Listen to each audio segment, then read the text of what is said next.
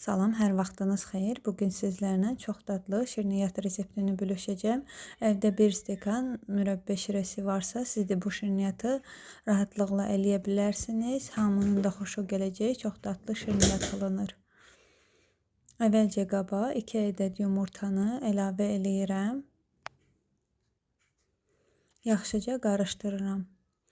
Üstünə isə 2 xörək qaşığı şəkər tozunu əlavə eləyirəm.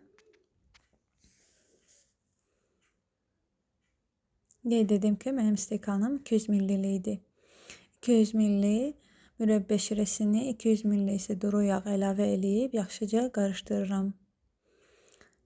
Sonra isə bir başqa qabartma tuzu, bir başqa vanil, biraz da qoz əlavə eləyib bir kütlə alana kimi qarışdırıram. Ən axırda isə onu az-az eləyib yaxşıca qarışdırıram. Qeyd edim ki, xəmir çox bərk xəmir olmamalıdır. Videoda göründüyü kimi xəmir alınmalıdır ki, yumşaq alınsın. Bu formada əlimə götürürəm. Bir xörək qaşığını belə doldurub, əvvəlcədən yağladığım əlimə götürüb, yumru formalar şəklində düzürəm. Əvvəlcədən yağladığım tavaya düzürəm.